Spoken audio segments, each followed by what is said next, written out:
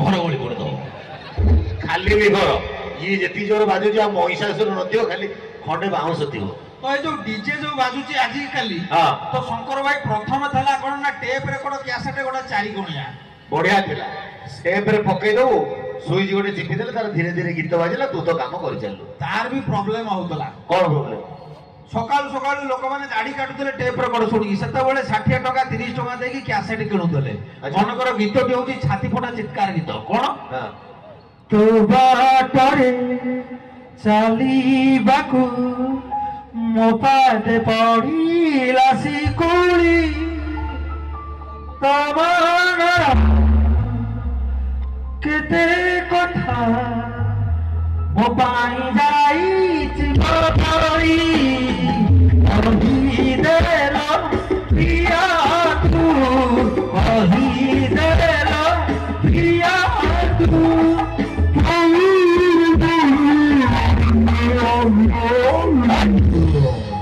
ଇଏ କଣ? Tape record ନାଗି ଯାଏ ବେଳେ ବେଳେ। ଆଚ୍ଛା, ବେଳେ ବେଳେ ଫରୱାର୍ଡ ହେଇଯିବ। ମାନେ ଏଇଟା ହଉଛି ସ୍ଲୋ, ଏଇଟା ସ୍ଲୋ, ଫରୱାର୍ଡ ହେଇଯିବ। ଫରୱାର୍ଡ ହେଇଯିବ। କେମିତି? किसी ना मेरा तोड़ा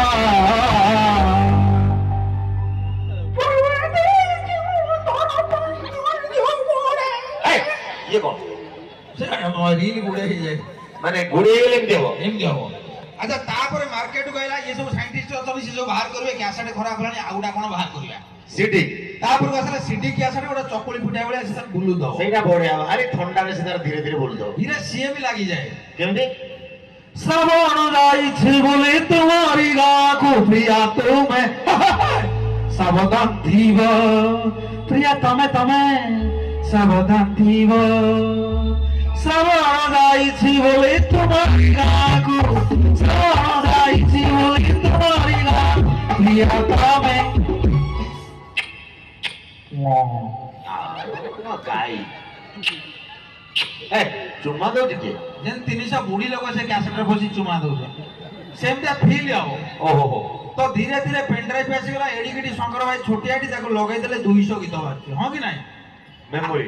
ଆଚ୍ଛା, ମୁଁ ଆଉ ଥରେ ଅନୁରୋଧ କରିବି, ଇଏ ମଞ୍ଚ ପାଇଁ ଏତେ ବଡ ମଞ୍ଚ ଆଜି ଆରେଞ୍ଜ କରାଯାଇଛି, ଆଉ ଥରେ ଗୋଟେ ଜୋରଦାର କରତାଳି ହଉ, ଟିକେ ଖୋଲା ଖୋଲା ହେଇଯାଉ, ଟିକେ ତାଳି ହଉ, ଏବଂ ସତ୍ୟପ୍ରିୟ ଭାଇଙ୍କ ପାଇଁ ଗୋଟେ ଜୋରଦାର କରତାଳି ହଉ ଆପଣ ମାନଙ୍କ ପାଇଁ। ସେ ଆଜି ଏତେ ବଡ ରଙ୍ଗାରଙ୍ଗ କାର୍ଯ୍ୟକ୍ରମ କରିଛନ୍ତି। ଆଚ୍ଛା ଶଙ୍କର ଭାଇ, ହଁ ସତ୍ୟପ୍ରିୟ ଭାଇ ଆଜି ଯୋଉ ଜାଗାରେ ଅଛନ୍ତି, ସେ ନିଶ୍ଚୟ ନିଜ ବିଦ୍ୟାଳୟ ଜୀବନ ସାରିକି ଆସିଥିବେ। ଆଉ କଣ ବିନା ବିଦ୍ୟାଳୟ ଜୀବନରେ ପଳେଇ ଆସିବ ନା କଣ? ତମେ ସ୍କୁଲରେ ପାଠ ପଢିଛ? ନାଇଁ, ମୁଁ ଏକାଥର ଡାଇରେକ୍ଟ କଲେଜ। ଆରେ ସ୍କୁଲ ତ ହଉଛି ଆରମ୍ଭ, ଚାଟଶାଳୀ, ଏଇଟା ଯୋଉଟା ଅଙ୍ଗନବାଡି ହେଇଯାଇଛି, ତାପରେ ସ୍କୁଲ, ତାପରେ କଲେଜ, ଏଇଭଳି ଆସନ୍ତି ନା ଉପରୁ ଯାଆନ୍ତି? ମୁଁ କିନ୍ତୁ ଯେତେବେଳେ ସ୍କୁଲରେ ପାଠ ପଢୁଥିଲି, ଆଜି ଏ ମଞ୍ଚରେ କହିବି, ମିଛ କହିବିନି, ମୁଁ 1 ନମ୍ବର ଟପର ବମ୍ଫର ଗଧ ଥିଲି। ଏତେ ଉପରକୁ ଟେକି ଟେକି ନେଲା, ମୁଁ ଭାବିଲି ବୋଧେ ଗୋଟେ ଷ୍ଟୁଡେଣ୍ଟ ଥିଲା, ଦେଖିଲା ଟପର ଗଧ। ଟପର ଗଧ ଦେଖିଛ କୋଉଠି? ତା କାରଣ କଣ କହିଲ? ମତେ ସ୍କୁଲ ଭଲ ଲାଗେ। ଡେଲି କଣ ଯିବ ସ୍କୁଲ ନା ପରିଆ ହାଟ? ମତେ ଭଲ ଲାଗେ ନା। ମୁଁ ଠାକୁର ଗୁଡାକ ଡେଲି ରବିବାରେ ପଢନ୍ତା କି? ତ ହଠାତ୍ ସ୍କୁଲରେ ସବୁଠୁ ଡେଞ୍ଜର ସାର୍ କିଏ ନା ସାଂସ୍କ୍ରିଟ ସାର୍। ଚାଇନା ଗଭର୍ଣ୍ଣମେଣ୍ଟ ପାଖରେ ଯେତିକି ହତିଆର ନଥିବ, ତାଙ୍କ ପାଖରେ ସେତିକି ହତିଆର। ଚୁମୁଟି ଦେବେ, କଲିକି ଟେକି ଦେବେ, ପେଟକୁ ମୋଡି ଦେବେ, ଡଟ୍ ପେନ୍ ପୁରେଇକି କହିବେ କଣ କାକାଇନ କାଇନ। ତାଙ୍କର କଥା କଥା ଅହମ୍ ଆବାଙ୍ଗ ବୟମ୍ ଟଙ୍ଗ ଟାଙ୍ଗ ରିଙ୍ଗ ରାଙ୍ଗ ଅହୁ ଟ। ଟିକେ ଚନ୍ଦ୍ରବିନ୍ଦୁ ବିସର୍ଗ ବେଶୀ ଥାଏ ଆଉ। ମତେ ଥରେ ହଠାତ୍ କହିଲେ ପ୍ରଜ୍ଞା ହା, ମୁଁ କହିଲି ଆଜ୍ଞା ହା। ମାନେ ସାଂସ୍କ୍ରିଟରେ ଉତ୍ତର ଦେଇଦେଲି। କହିଲ ପୁରୁଷ କେତେ ପ୍ରକାର? ପୁରୁଷ 3 ପ୍ରକାର। କଣ କଣ? ପ୍ରଥମ ପୁରୁଷ, ଦ୍ୱିତୀୟ ପୁରୁଷ, ତୃତୀୟ ପୁରୁଷ। ମୁଁ କହିଲି ସାର୍ କାଲି ମାଡି ହୋଇଥିଲା କାଳ ପୁରୁଷ, ଆମର ପିଣ୍ଡ ପଡୁଛି 14 ପୁରୁଷ। ଆମ ଗାଁରେ ସାର୍ 200 ସ୍ତ୍ରୀ ଲୋକ ଆଉ 200 ପୁରୁଷ, 400-500 ପୁରୁଷ। ଆପଣ କଣ ମତେ କହୁଛନ୍ତି? ତାମାନେ ତୁ ଟପର ଗଧ। ଟପର ଗଧ। ଆରେ ବ୍ୟାକରଣ ଅନୁସାରେ ତତେ ପଚରା ହେଇଛି ପୁରୁଷ କେତେ ପ୍ରକାର, ତୁ ଏଇଟା କହିପାରୁନୁ। ବଚନ କଣ କହିବୁ? ବଚନ କେତେ ପ୍ରକାର କହିଲୁ? ବଚନ ଅନେକ ପ୍ରକାର, 1 ବଚନ, 2 ବଚନ, 3 ବଚନ, ଅମିତାଭ ବଚନ, ଅଭିଷେକ ବଚନ, ତା ସ୍ତ୍ରୀ ଐଶ୍ୱର୍ଯ୍ୟା ବଚ୍ଚନ, ଇକାର ଆକାରାନ୍ତ ସ୍ତ୍ରୀଲିଙ୍ଗ। ବର୍ଣ୍ଣମୂଳିଆ ଖାଲି ଦରକାର ତତେ ଆଉ। ଏ ଶୁଣ, ତାପରେ ଇଂରାଜୀ ସାର୍, ତାଙ୍କ ଷ୍ଟାଇଲ ଅଲଗା। କହିଲେ all are silence, what is your name? ମୁଁ କହିଲି my name is Prajna Ranjan Gadua. ଆଚ୍ଛା ବାପା ଇଂଲିଶ, ଫାଦର, ବୋଉ ଇଂଲିଶ, ମଦର, ଭଉଣୀ ଇଂଲିଶ, ସିଷ୍ଟର, ଭାଇ ଇଂଲିଶ, ବ୍ରଦର। ତୁ କଣ ପାଠ ପଢିବୁ ଏଠି ନା? ରୁହ ଶୁଣ, ମତେ କହିଲେ ଗାମୁଛା ଇଂଲିଶ, ମୁଁ କହିଲି ଚାଦର। ନା ଆଚ୍ଛା କହିଲ ଯଦି ବୋଉ ଇଂଲିଶ ମମ୍ ତାହେଲେ ବୋଉର ବଡ ଭଉଣୀ ମୁଁ କହିଲି ମ୍ୟାକ୍ସିମମ୍ ଆଚ୍ଛା ବୋଉର ସାନ ଭଉଣୀ ମିନିମମ୍ ମଝିଆ ଭଉଣୀ ମିଡିୟମ୍ ଜୁଇଁ ଭଉଣୀ ଚୁଇୟମ୍ ପେଟରେ ଯଦି ଗୋଟେ ଭଉଣୀ ଥିବ ପେଟିୟମ୍ ତୋ ଭଳିଆ ଗଧ ଆଉ କିଏ ଅଛି ଯୋଉଟା ଆଣ୍ଠଉଛି ଆଣ୍ଠେୟମ୍ ଆଉ ଯୋଉଟା ଶୋଇଛି ସ୍ଲିପିୟମ୍। ଆଚ୍ଛା ଆଚ୍ଛା ଏଥିରେ ଟିକେ ଇଂଲିଶ ପଇଛି ତ ମତେ କହିଲେ ତୋ ଦେଇ ଇଂରାଜୀ ହବନି ମୁଁ କହିଲି କେମିତି ସାର୍ ସାର୍ ବିଶ୍ୱାସ କରିବେନି ମୁଁ ଯୋଉ ଇଂରାଜୀ କହୁଛି ଆମ କ୍ଲାସର ଝିଅ ମାନେ ବୁଝିପାରୁନାହାନ୍ତି କେମିତି? ମୁଁ କହିଲି darling please you gift sweet kiss ହଁ ହଁ ସେ କଣ ଗୋଟେ ଜୋତାରେ ମତେ ମାଇଲା ସେ ଠିକ ବୁଝିଲା ତୋର ଔକାତ ସେୟା ତୋ ଗାଲରେ ଗୋଟେ ଜୋତାରେ କିସ୍ଟି ଦବାର ଥିଲା ତେଣୁ ସେଇ ଯୋଉ ଝିଅଟି ମାରିଛି ତାକୁ ମୋର ସାଲୁଟ ସେ ତୋତେ ଚିହ୍ନି ପାରିଛି ଆଚ୍ଛା ଇଂରାଜୀ ସାର୍ ସେତେବେଳେ ଏତେ ମାନେ ଖତରନାକ ପାଠ ପଢଉଥିଲେ ହଁ ହଠାତ୍ କହିଲେ ତମେ ଏବିସିଡି ସବୁ ଡାକିବ ଆମେ କହିଲୁ କଣ ଆମେ ତୃତୀୟ କ୍ଲାସରେ ପଢୁଛୁ ନା ଡାକିବ ତମ ଡକାରୁ ଜାଣିବି ତମ ବାପା କଣ କରୁ ମାନେ ପିଲାମାନେ ଏମିତି ଏବିସି ଡାକିବେ ହଁ। ସେ ଡକାରୁ ଜଣା ପଡିଯିବ ତାଙ୍କ ବାପାଙ୍କର ପେଶା କଣ ହଠାତ୍ ଗୋଟେ ପିଲା କହିଲେ ତୁ ଡାକିଲୁ ସେ ଡାକିଲା A C E G I A, ସେ କଣ ମଝିରେ ସବୁ କୁଆଡେ ଗଲା ତା ବାପା ଟ୍ରାଫିକରେ ଥିଲା କିଛି ରଖୁଥିଲା କିଛି ଛାଡୁଥିଲା ଆଚ୍ଛା ଆଉ ଗୋଟେ ପିଲା କହିଲେ ତୁ ଡାକିଲୁ ସେ ଡାକିଲା ଏ ବିଜ୍ଞାନ ସେଇ ମୁଣ୍ଡରେ ଦୁବ ବରଗଳି ଟିକି ନଇ ନଇ କି ନେଇଯା ତାମାନେ ତ ବାପା କର୍ମକାଣ୍ଡ କରୁଥିଲା ବାସ୍ ଆଉ ଗୋଟେ ପିଲା କହିଲେ ତୁ ଡାକିଲୁ ସେ ଡାକିଲା ଏ କିଲୋ 50 ବି କିଲୋ 60 ସି ପଚିଗଲା ଏ, ପରିବା ଦୋକାନ ଆଉ ତା ବାପାର ମାଛ ଦୋକାନ ଥିଲା। ଓ ମାଛ ଦୋକାନ ହଁ। ଆଚ୍ଛା ଆଚ୍ଛା ଆଉ ଗୋଟେ ପିଲା କହିଲେ ତୁ ଡାକିଲୁ ସେ ଆଜ୍ଞା ଡାକିଲା ମୋର ଉପସ୍ଥିତ ଏ ମାନେ ଏବଂ ମୋର ଶ୍ରଦ୍ଧେୟ ଭି ମାନେ ଏବଂ ମୋର କୁନି କୁନି ଭଙ୍ଗା ଦାନ୍ତିଆ ସି ମାନେ ଆଜି ଉପସ୍ଥିତ ଯେତେ ଡି ମାନେ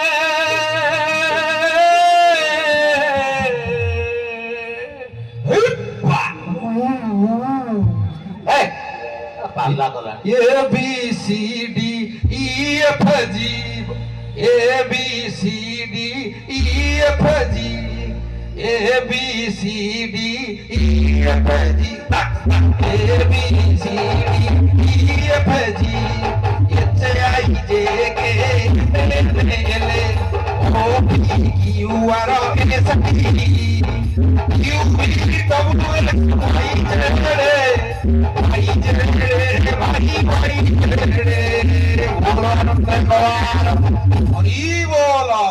ଏ ଅଞ୍ଚଳର ଉନ୍ନତି ହଉ ଆନନ୍ଦ ଏକବାର ହରି ହରି ବୋଲ ଶଙ୍କର ଭାଇ ପ୍ରତିଦିନ 2ଟା ଅଣ୍ଡା ଦଉ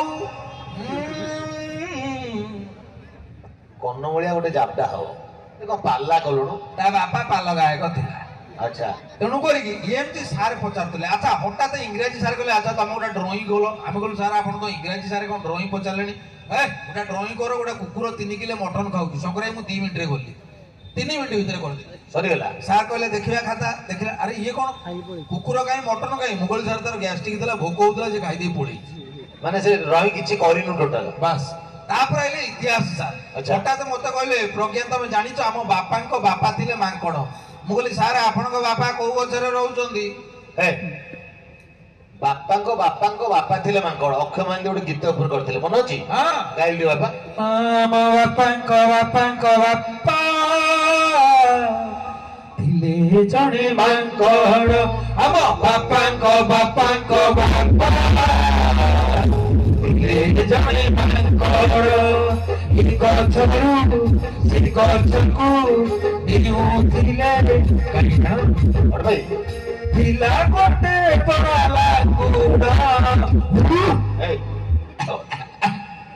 ଆମ ବାପାଙ୍କ ଡିଜେ ଆମ ବାପାଙ୍କ ବାପା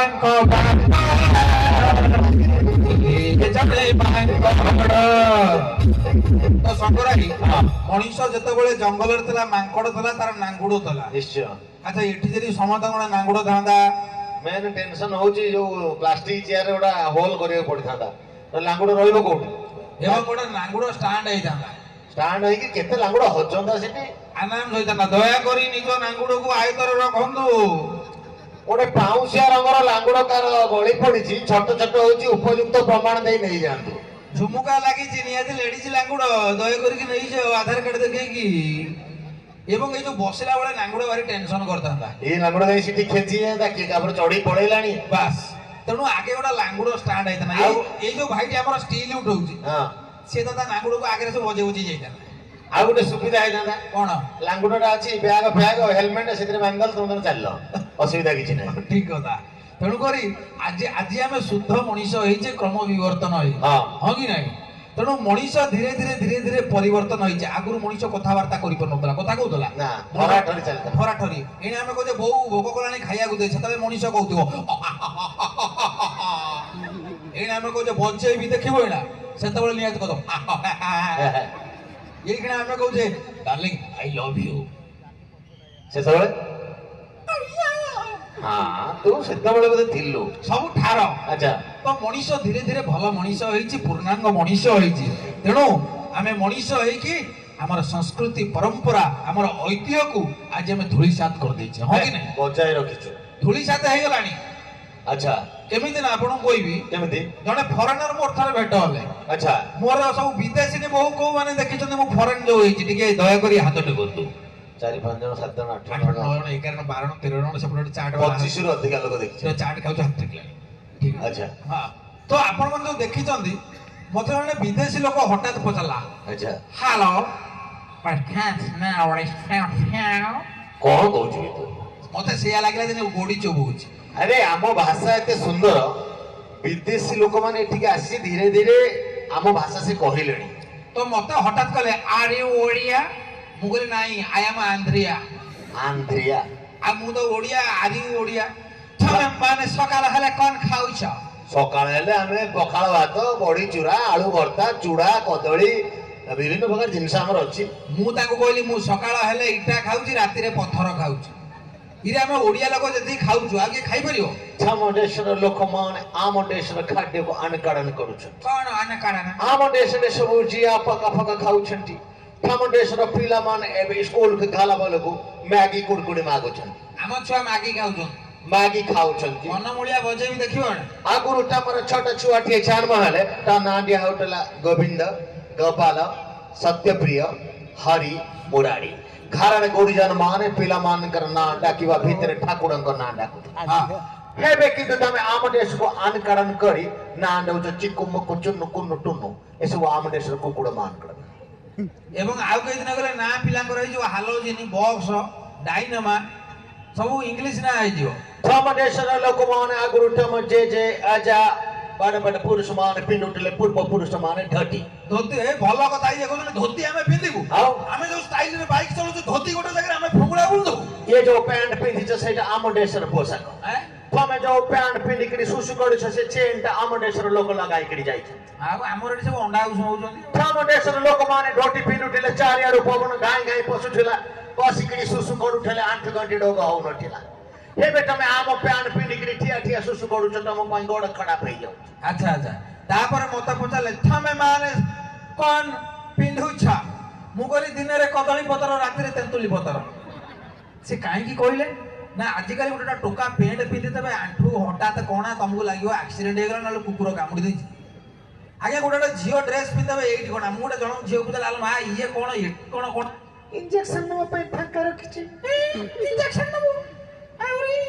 ଆରେ କମ୍ପାନୀ ବାଲା ଏତେ ପ୍ରକାର ଡିଜାଇନର ଡ୍ରେସ ବାହାର କରୁଛନ୍ତି, ସିଏ ଦେଖୁଛନ୍ତି ଡ୍ରେସ ଲମ୍ବା କାଟିଲେ ଲୋକ ବିଗୁଡୁଛନ୍ତି, ମଝିରୁ ପୁରା ପୁରା ଖାପ ଖାପ